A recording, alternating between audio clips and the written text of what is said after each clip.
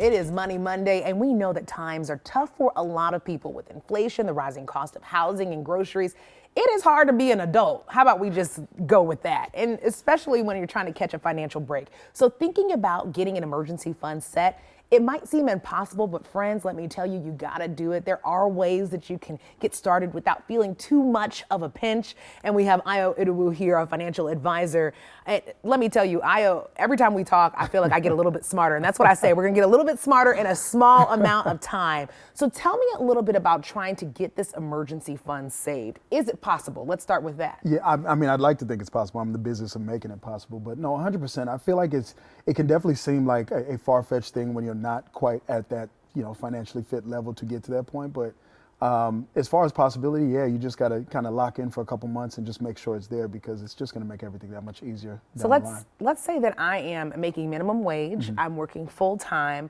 What should my emergency fund look like? What should contributing to that emergency fund look like? Yeah, so a lot of experts, and we kind of subscribe to this as well, is a 3 to 6 months worth of expenses, not income. If you want to be big and bad, go ahead, do income, but expenses for the most part. Thought process is just if there's any gap in income coming in the household, there's at least an ability to reach into your own pockets before you take out excess debt, right?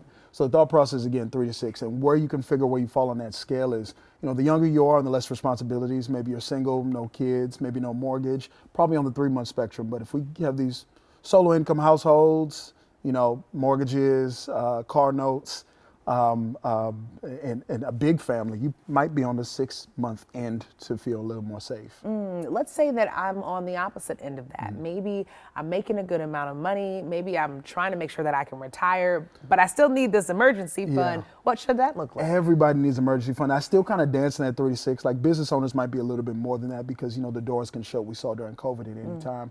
But I guess my thought process is, we get a lot of individuals saying, well, I want to start investing more.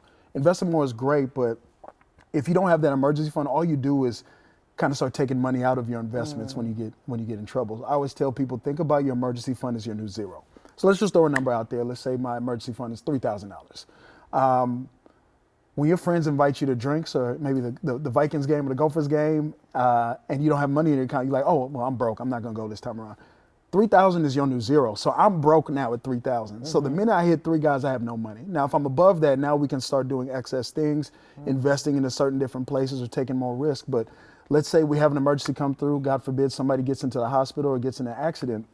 $1,000 there now, and we're at 2,000. Now, at that point, I'm negative 1,000 in my head, and I have to kind of break my back to get back to zero before I can start going about things as originally planned. So tell me, it starts with the conversation, right? It's so interesting because we were talking about this, different communities, depending on what your background is, depending on how your relationship with money has been, get a little shy when we start talking about what do you have in your bank account. If I'm a person and I'm like, look, I'm just making my ends meet. I am just paying my bills. I'm not being extravagant. What's my first step?